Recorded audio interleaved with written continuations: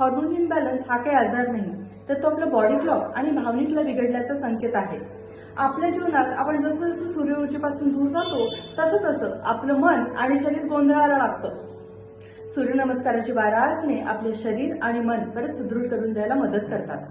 तर आज आपण जाणून घेऊ सूर्य ऊर्जेवर आधारित आपल्या जीवनातील आरोग्याची 12 सुवर्णसूत्रे 12 ते 1 ह्या क्रमाने.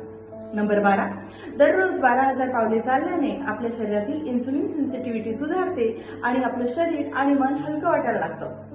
नंबर 11, दररोज 11च्या आत जर झोपायला गेलं तर आपल्या शरीरातील मेलेटोनिन रिलीज व्हायला लागतं आणि शरीर हिलिंग मोडमध्ये सेट होते. नंबर 10, दररोज 10 मिनिटे सूर्यप्रकाशात जर आपण दीर्घ श्वसन करत चालत गेलो तर आपल्या शरीरातील कॉर्टिसॉल लेवल कमी होते आणि हिलिंग मोड ऍक्टिव्हेट होऊन आपले हार्मोन्स बॅलन्स व्हायला सुरुवात होते. 9, दररोज जर 9 ग्लास पाणी आपण प्यायलो तर आपले शरीर खूप चांगल्या प्रकारे डिटॉक्स होते.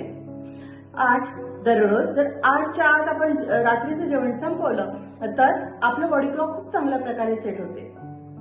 7, दररोज 7 सूर्यनमस्काराच्या फेऱ्या जर आपण केल्या तर आपलं स्पायनल रिदम सेट होतो आणि आपल्या शरीरातील थायरॉइड, ऍड्रिनल आणि रिप्रोडक्टिव्ह हार्मोन्स बॅलन्स व्हायला मदत होते.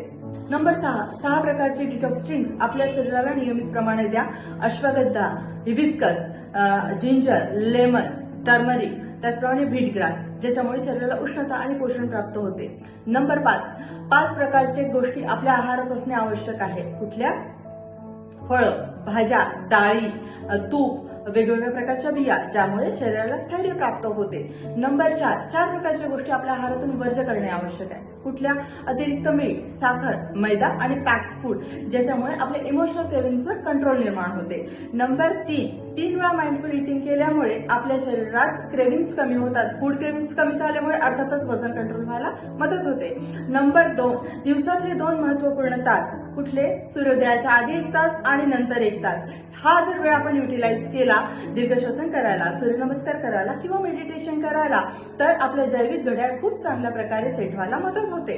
आणि नंबर 1 संकल्प, एक पॉझिटिव्ह अफर्मेशन स्वतःसाठी.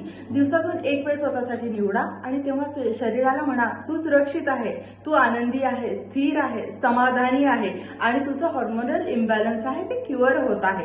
स्वतःशी जर आपण प्रेमाने बोलायला लागलो, स्वतःला जर प्रेमाने आपण अफर्म करायला लागलो तर आपलं शरीर आणि मन निसर्गाच्या क्लॉकशी खूप चांगल्या प्रकारे खूप लवकर एकरूप होऊन हार्मोनल इम्बॅलन्स क्युअर व्हायला मदत होते.